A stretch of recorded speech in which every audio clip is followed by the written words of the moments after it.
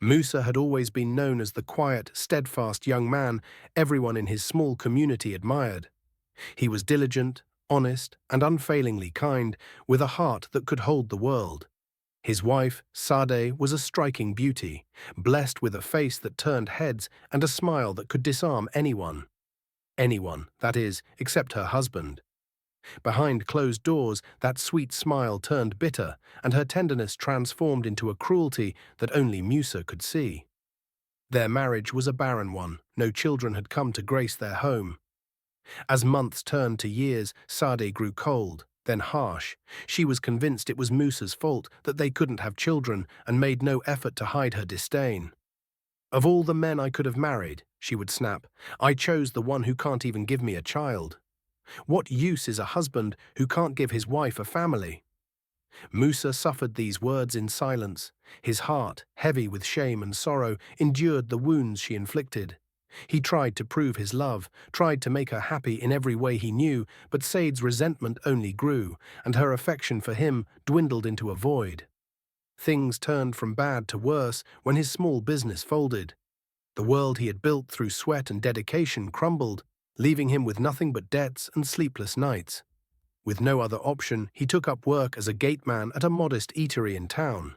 There, standing by the gate in a crisp but worn uniform, he welcomed people with his usual warmth, his humility never wavering despite the change in his circumstances. One rainy afternoon, as he stood by the gate, a sleek black car rolled up, and out stepped a strikingly elegant woman. Her face was vaguely familiar, but Musa couldn't quite place it.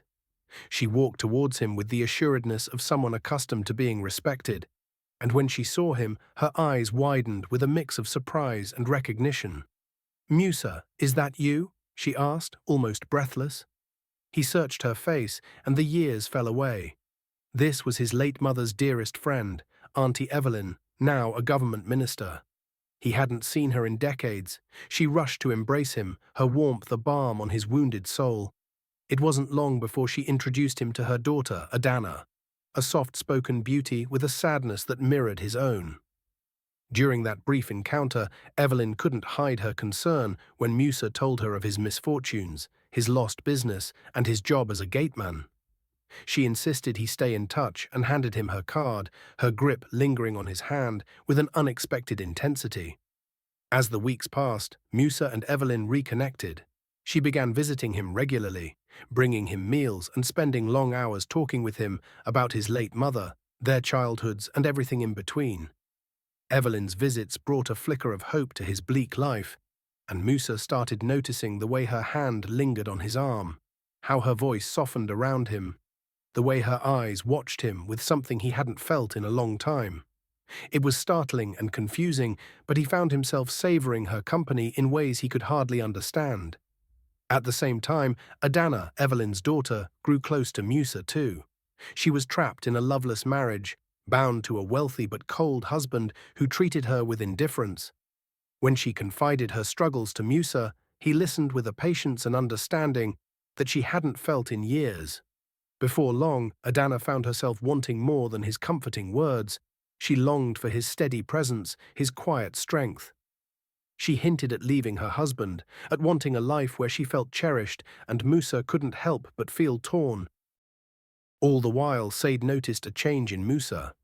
He was no longer the broken man who trudged home each night to her harsh words and cold stares. There was a new light in his eyes, a confidence he'd once lost but somehow found again. She grew curious and then jealous, especially when she saw the elegant, powerful Evelyn at the eatery, greeting her husband with warmth and laughter. Rumors flew around town, whispers of the government minister and the humble gateman, and soon Saad's jealousy turned to desperation. At home, Saad began cooking elaborate meals, setting the table with fine dishes, and even speaking to Musa in the soft, gentle tones she used in the early days of their marriage. She tried to win back the husband she had once driven away, but Musa had changed. The love he once felt had faded, replaced with a resolve that kept him distant, almost cold. One evening, Saad pulled him aside, her voice trembling with uncharacteristic sincerity. "I know I've wronged you, Musa," she whispered. "I know I've been unkind. I was wrong to blame you for everything. Please, let's start again. But Musa looked at her with a sadness she couldn't fathom. "Start again," he echoed, his voice soft. "Saad, I've waited for years, and you never thought twice about my pain.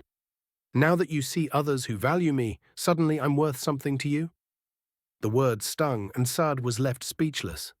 For the first time, she understood the extent of the damage she had done, but it was too late. The man who had once adored her had found solace in the company of others, solace that she had denied him. The weeks that followed were a whirlwind of choices for Musa. Evelyn's affection for him blossomed openly, and Adana's feelings were growing stronger. He was torn between two women, each offering him a different path to happiness. He met Evelyn one day to finally set things straight.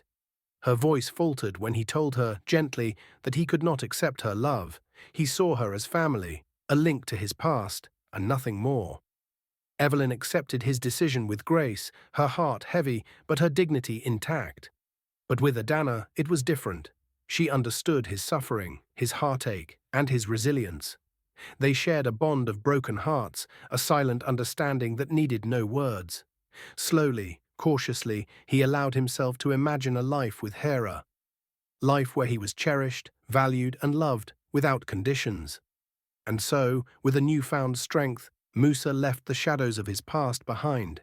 He walked away from the wife who had made his life miserable and embraced a future that held the promise of true happiness, a love that was pure and unconditional. In the end, Musa's story was not just one of survival, but of finding the courage to seek the happiness he deserved, even after years of silent suffering. And for the first time in his life, he was no longer the gentle man who endured his hardships in silence. He was the man who had claimed his right to live and love. The end. Did you enjoy this interesting story? If you did, let us know in the comment section. You can also kindly like, subscribe, and share this story so other people can learn and enjoy the lessons.